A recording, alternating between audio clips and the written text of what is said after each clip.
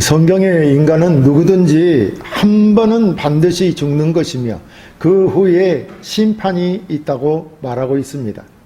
그리고 우리는 다 반드시 그리스도의 심판대 앞에 서게 되어 각각 선악간에 그 몸으로 행한 것을 따라 심판을 받게 된다고 말합니다. 하나님은 우주 만물과 사람을 그의 기쁘신 뜻대로 창조하였습니다. 그런데 최초의 인간이었던 아담은 마귀의 유혹을 받아 하나님이 말씀하시고 약속하신 뜻대로 행하지 아니하고 오히려 그릇 행하였습니다. 스스로를 높이기 위해 자만하여 교만하여져서 자기의 뜻대로 행한 것입니다. 그래서 하나님께 범죄하게 되었고 하나님의 진노를 받아 죽게 되었던 것입니다. 그러므로 최초의 인간이었던 아담 이후 태어나는 모든 사람은 죄 가운데 태어나 죽을 수밖에 없는 운명인 것입니다.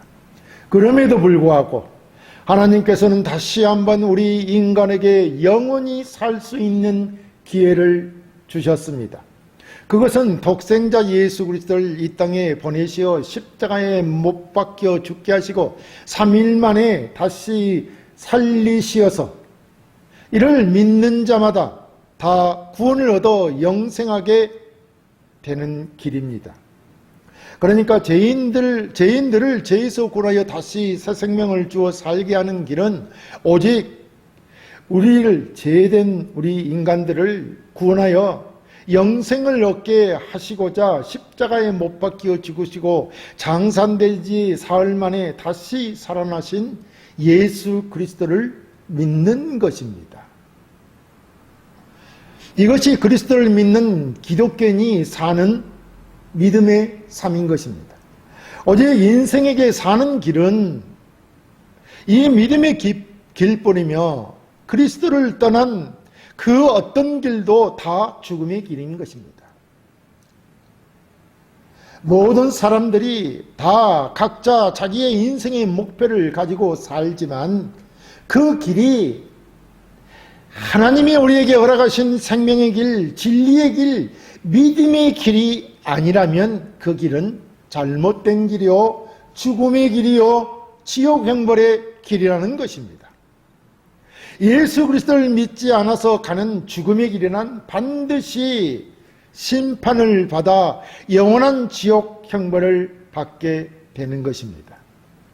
그래서 오늘 본문도 그리스도를 믿는 자와 믿지 않는 자가 마지막 때에 어디로 가며 어떻게 될 것인가를 주의 마지막 추수를 통해 알려주고자 하는 것입니다. 오늘 우리가 요한의 환상을 통해서 보게 되는 것은 끝까지 인내하여 주를 믿는 자는 그리스도에게로 가서 영광을 얻을 것이며 믿지 않는 자는 죽음의 형틀로 가득하게 되어서 영원한 형벌을 받게 된다는 것을 보여주고 있는 것입니다. 그럼 오늘 또 주의 말씀을 통해 교훈을 얻어서 믿음에서 승리하시기를 바랍니다. 첫째, 구속받은 성도의 추수입니다. 본문 14, 16절에 또 내가 보니 흰 구름이 있고 구름 위에 인자와 같은 이가 앉으셨는데 그 머리에는 금면류관이 있고 그 손에는 예리한 낫을 가졌더라. 또 다른 천사가 성전으로부터 나와 구름 위에 앉은 이를 향하여 큰 음성으로 외쳐 이르되 당신의 낫을 휘둘러 거두소서 땅의 곡식이 다 익어 거둘 때가 이르렀습니다 하니 구름 위에 앉으신 이가 낫을 땅에 휘두르매 땅의 곡식이 거두어지니라 라고 하였습니다. 여기서 구름 위에 구름 위에 인자와 같은 이는 하늘의 하나님의 아들로서 인간을 구원하러 이 땅에 오셨던 사람의 아들 예수 그리스도를 가리킵니다. 예수 그리스도께서 스스로 자신을 인자, 즉 사람의 아들이라고 하셨듯이 인류를 구속하기 위해 오신 분으로 사람의 아들은 즉 인자라고 한 것입니다. 인류를 구속하기 위해서는 인간의 몸을 입고 와야 된다는 말입니다. 그래서 사람의 아들 인자라고 예수 그리스도가 스스로 자신을 일으켜 말한 것입니다. 그가 구름 위에 앉아있고 그의 머리에는 금면류관이 있으며 손에는 예리한 낫을 가졌다고 하였습니다. 그리고 금면류관은 통치와 안권을 상징하며 그리스도께서 승리자라는 개념이 함축되어 있는 의미입니다. 이렇게 승리자가 되신 그리스도께서 머리에는 금면류관을 쓰시고 계셨지만 손에는 예리한 낫을 가지고 계셨다는 것입니다. 그렇다면 우리는 승리하신 그리스도께서 또 무엇을 하시려고 예리한 낫을 손에 쥐고 계시는 것인지 생각해 보아야 합니다. 낫이란 무엇인가 이 땅에서 자란 것들을 베기 위한 용도로 쓰이는 도구입니다.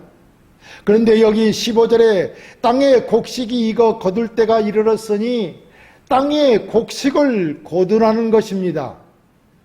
그것은 그리스도께서 낫을 쥐고 마지막 때에 추수를 거두는 것을 의미합니다. 그렇다면 이는 분명히 마지막 때에 의인과 악인을 가르는 최후의 심판, 즉 마지막 때의 추수에 비하여 말씀하신 것이 아닙니까? 결국 주님이 손에 낫을 들고 추수하실 일은 추수의 때, 곧 심판의 때가 매우 임박했음을 상징적인 표현으로 나타내고 있는 것입니다. 우리는 분명하게 성경이 마지막 때에 재림하시어 땅에 있을 모든 것을 선악간에 심판할 것을 알고 믿고 있습니다. 우리로서는 언제 이러한 일, 즉 하나님의 심판 계획이 이루어질지 알 수는 없습니다.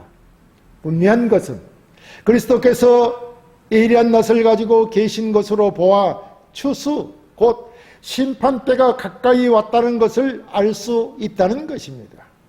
본문에 하나님께서 요한을 통해 우리에게 전하고 싶은 메시지는 분명 그리스도의 최후의 심판의 때가 임박했다는 것입니다.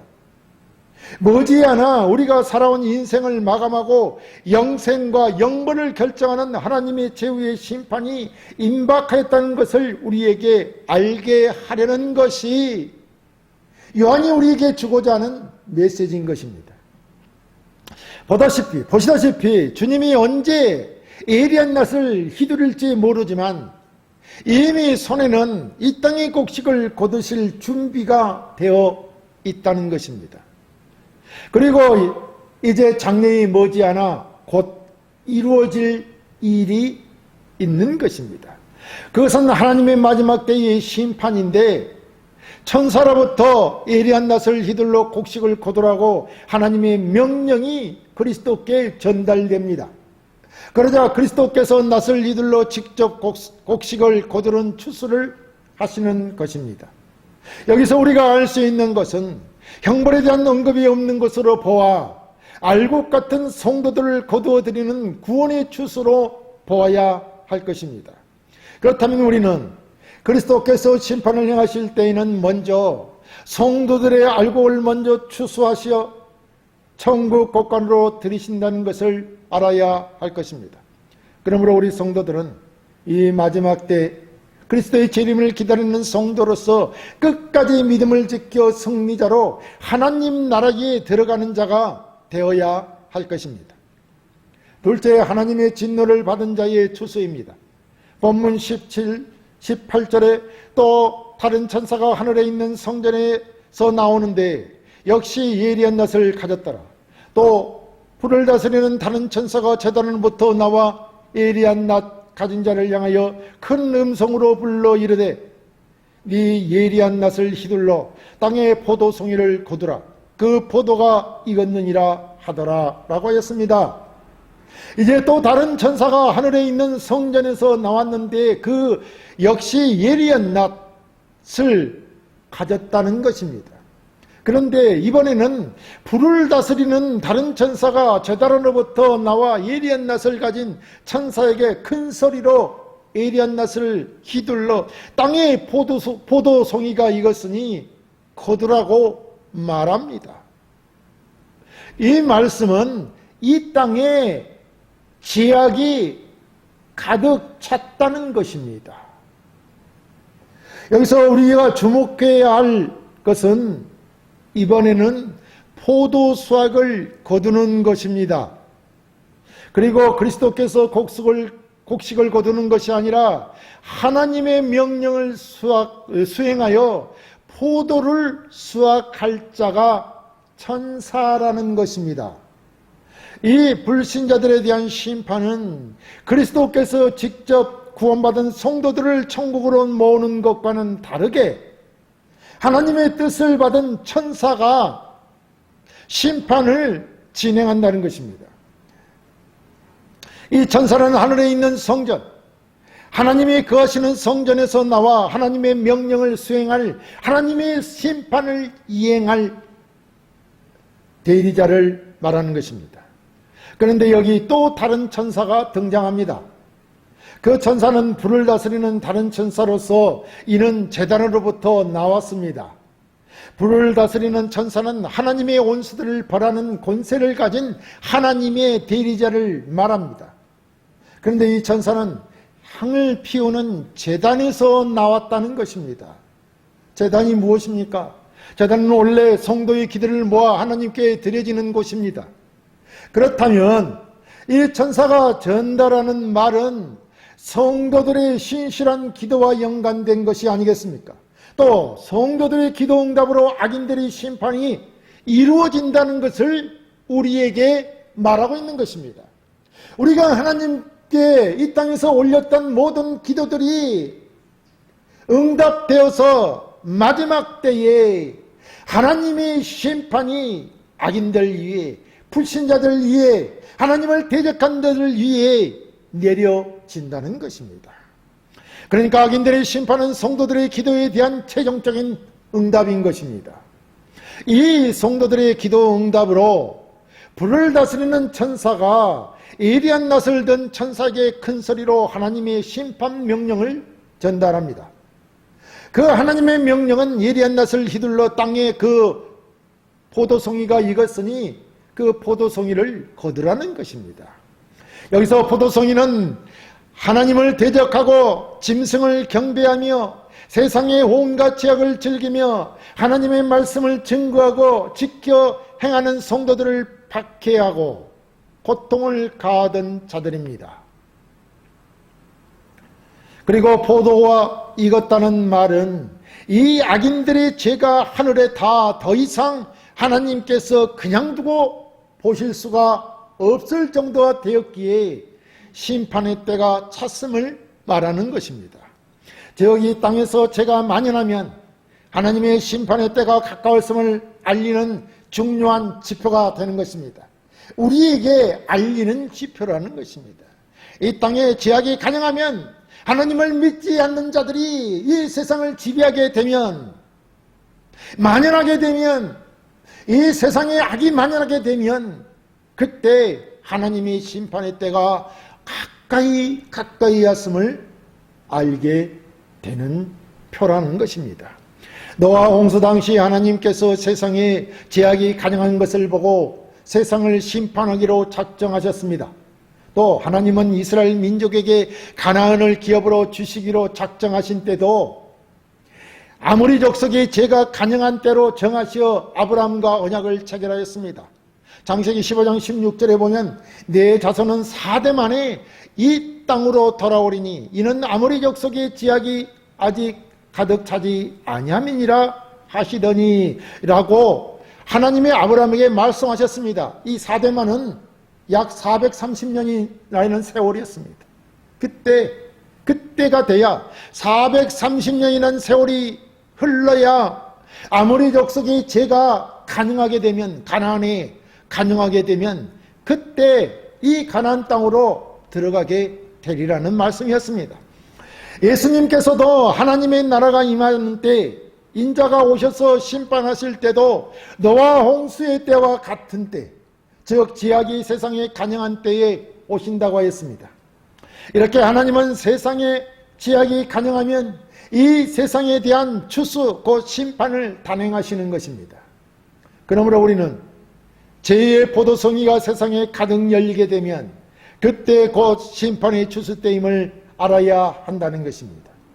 그렇다면 이 말씀은 오늘날 하나님을 대적하는 것이 보편화되고 성도를 향한 세상 권세의 공격이 치밀해지고 하나님이 아닌 다른 것, 즉 인간이 하나님을 떠나 자기 생각대로 이 세상 풍습과 세상의 지식을 따라 하나님을 떠난 과학지상주의, 즉 인간 중심의 삶이 가득하게 될 때 우리는 심판의 날이 멀지 않았음을 알아야 할 것입니다. 셋째, 하나님의 진노의 포도 추수는 성 밖에 버려져 밟힙니다.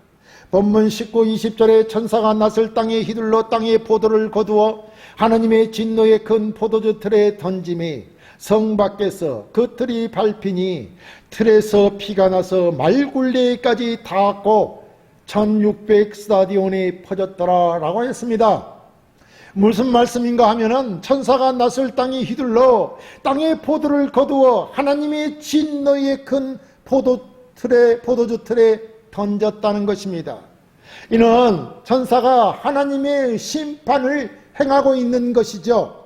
그럼 여기 땅의 포도는 무엇을 말하냐 하면 이는 하나님의 의를 완강하게 거부함으로써 하나님의 적이 된 불신자들, 즉 모든 악한 사람들을 말합니다. 믿지 않는 자들을 말한다는 것입니다. 그러니까 이들은 하나님의 의를 거부하고 악을 행한 자들로 하나님을 불신앙하는 자들인 것입니다. 이들을 어디에 던졌느냐 하면 포도주 틀에 던졌는데 이 포도주 틀이 성 밖에서 밟혔다는 것입니다. 그랬더니 그 밟힌 틀에서 피가 나서 온 땅에 퍼졌습니다. 여기서 포도주 틀이란 포도즙을 따는 포도로 즙을 짜는 큰 통을 말합니다.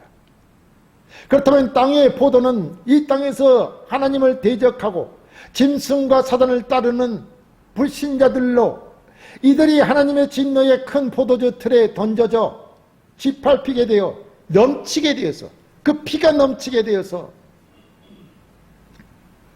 온 땅으로 퍼졌다는 것이죠. 그리고 이 하나님의 진노의 심판은 모든 땅, 전 세계에 걸쳐 행해질 것입니다. 국지적으로 행해지는 것이 아니라 전 세계에 걸쳐 모든 지구상의 악한 자들에게 행해질 것이라는 겁니다. 그러면 어떻게 되겠습니까? 온 지구상에 지약이 가득 찼기 때문에 그 심판은 정확하고 엄격하게 행해질 것이기 때문에 하나님을 대적하고 믿지 않던 불신자는 단 한 사람도 예외 없이 영원한 형벌을 받아 멸망하게 될 것이라는 말인 것입니다.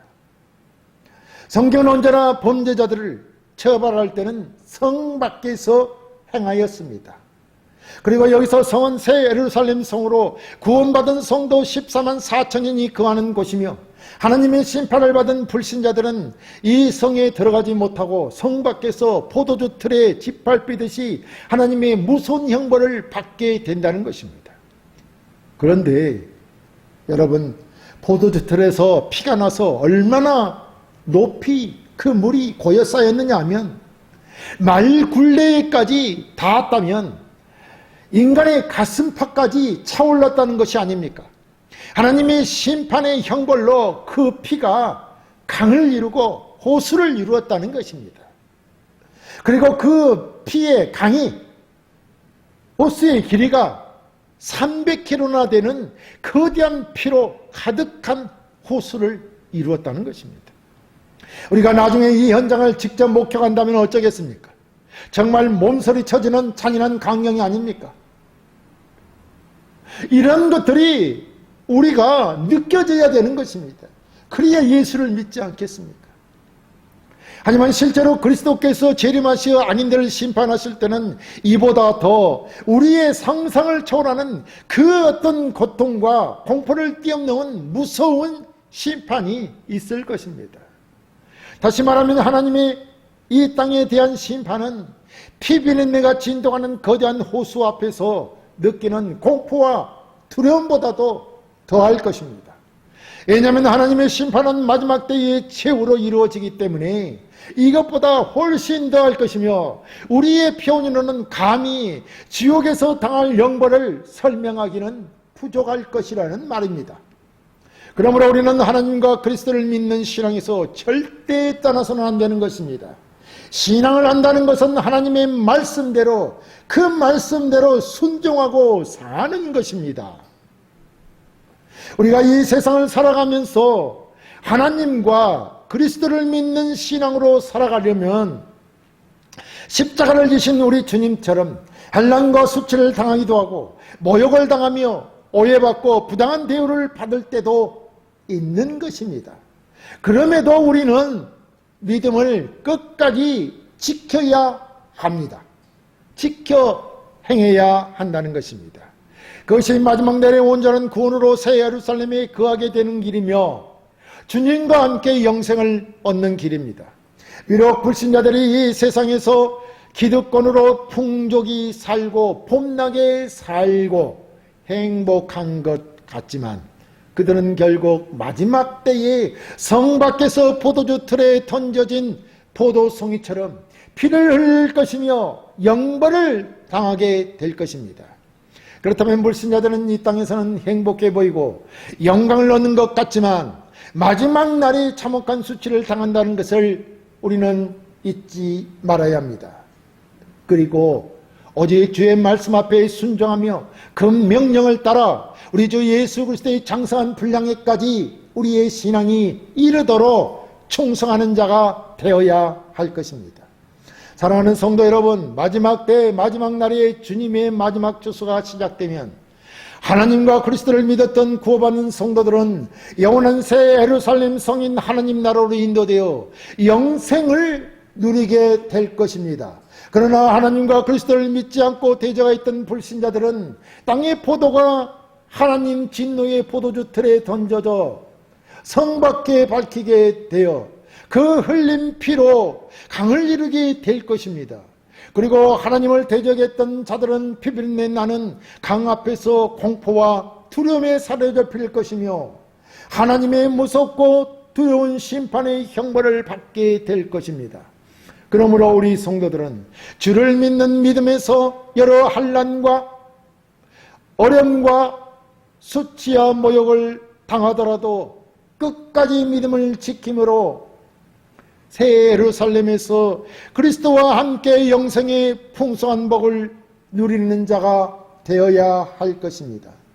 이러한 복이 여러분에게 있기를 주의 이름으로 축원합니다.